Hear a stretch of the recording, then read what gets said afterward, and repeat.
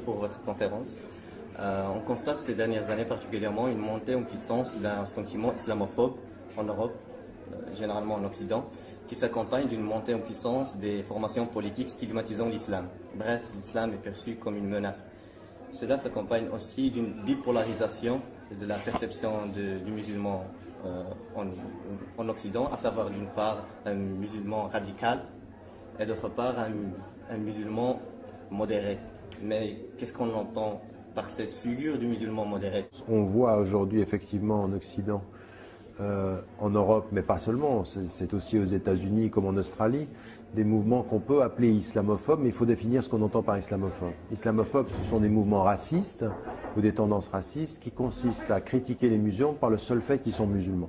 Pas des gens qui posent des questions sur l'islam. C'est légitime de poser des questions sur l'islam ou d'être critique. Mais quand on stigmatise les gens par le seul fait qu'ils sont musulmans, c'est la même chose que ce qu'on fait par le seul fait que les personnes sont noires. Donc c'est du racisme. C'est ça qu'on entend par islamophobie. Et donc aujourd'hui, il y a des mouvements populistes qui jouent sur la peur, qui jouent sur la peur de l'immigration, qui jouent sur la peur de l'islam, qui jouent sur la peur de ce qu'ils appellent l'islamisation de l'Europe. On a aux États-Unis, par exemple, un mouvement qui critique ce qu'on appelle le Eurabia, c'est-à-dire l'Europe qui serait devenue arabe, tellement il y a d'arabes et de musulmans. Et donc de ce point de vue, il faut qu'on en fasse la critique.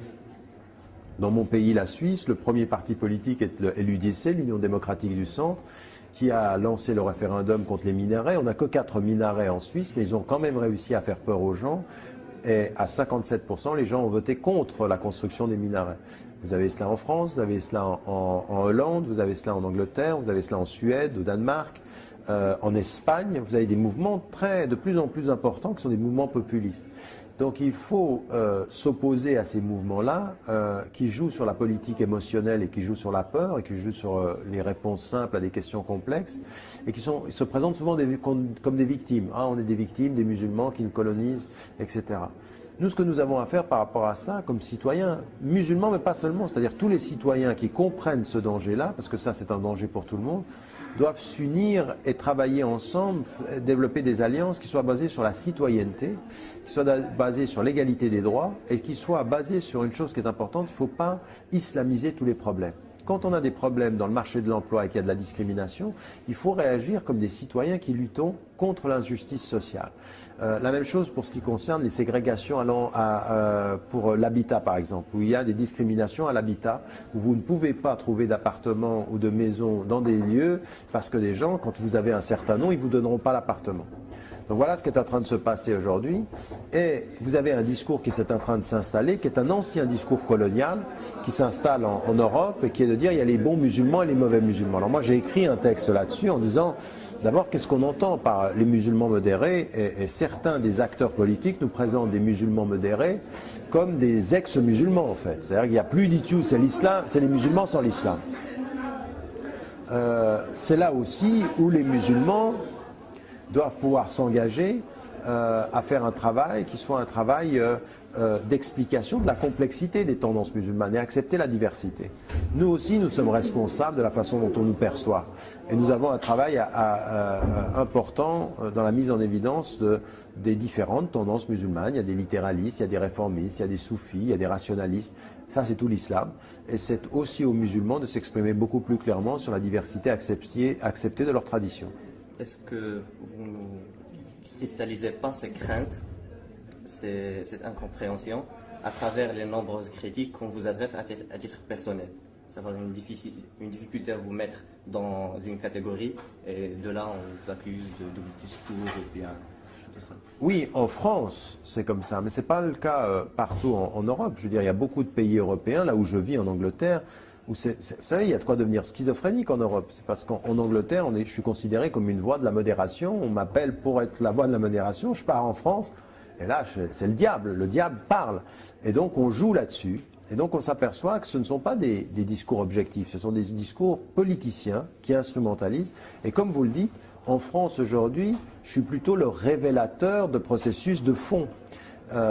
Et donc, moi, je suis utilisé comme la balle de ping-pong parce que je suis devenu une personne médiatique qui apparaît et donc qui représente ça. Mais je crois que c'est ma responsabilité aussi de faire attention de ne pas accepter de jouer ce rôle-là et puis, à des moments donnés, savoir disparaître du champ. du débat pour laisser la place à d'autres acteurs qui sont qu'on peut pas sur lesquels on ne peut pas projeter autant de masse négative pour que eux prennent la parole. Et c'est en train de venir. Donc moi je suis dans la transition. À un moment donné, je vais disparaître de ce paysage-là et d'autres prendront la place qui auront une beaucoup plus grande force que moi. Parce qu'ils prendront la force du collectif alors que là pour l'instant je représente la possibilité de la cible individuelle.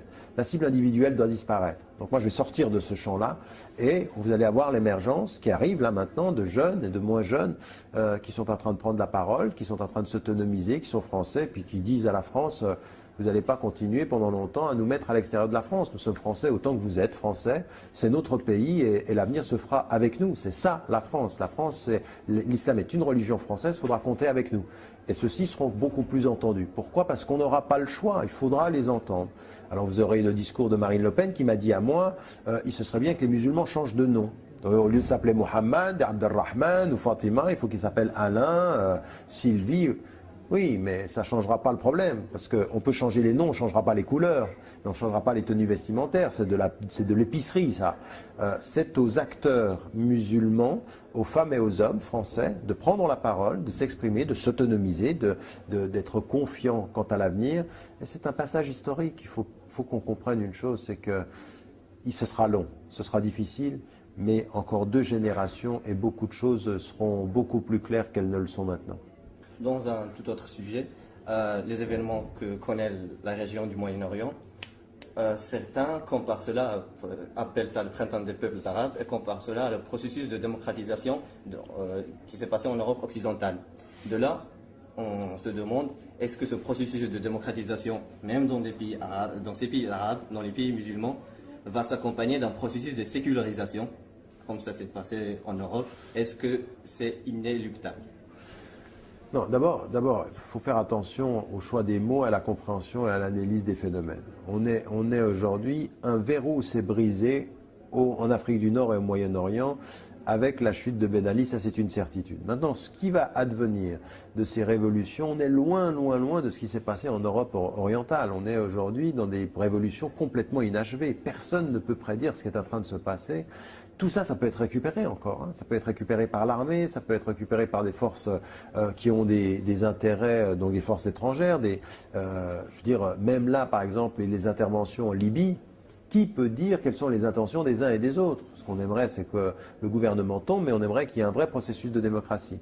Donc ça, déjà, il faut pas être naïf, il faut être prudent, c'est-à-dire optimiste quant au mouvement, prudent quant à leur objectif et à leur capacité de réussir. Maintenant, est-ce que ça veut dire que ces révolutions vont partir vers plus de sécularisation? Ça dépendra des acteurs. Personne ne peut le prédire. C'est pas inéluctable. Les peuples arabes ou les peuples majoritairement musulmans ne doivent pas se laisser dicter des modèles politiques. Par contre, ils doivent partager des principes. Moi, il y a des principes sur lesquels je suis absolument pas d'accord de faire le quelconque compromis. L'état de droit, la citoyenneté égalitaire, le suffrage universel, le fait qu'on est élu avec un mandat, c'est-à-dire en anglais on dit accountable, c'est-à-dire on est élu mais on doit rendre compte de ce qu'on fait. On est élu pour un mandat et puis après on remet en jeu son mandat. Et la séparation des pouvoirs, ça pour moi c'est pas négociable. C'est des principes qui sont totalement liés et ancrés dans toutes les traditions, même la tradition musulmane et les autres. Après il appartient aux Marocains, il appartient aux Tunisiens, il appartient aux Égyptiens de trouver leur modèle. On ne doit pas se laisser imposer un modèle. Et on n'est pas obligé de faire comme la France, on n'est pas obligé de faire comme l'Angleterre. Je veux dire, la sécularisation française, c'est pas la sécularisation anglaise. Je veux dire, la reine d'Angleterre l'est au nom de l'église anglicane, ce qui serait totalement inimaginable en France. Donc il faut laisser les peuples trouver leur modèle. Rien n'est inéluctable, mais par contre, il faut qu'on soit ferme sur les principes à défendre. Merci pour votre conférence. Merci à vous.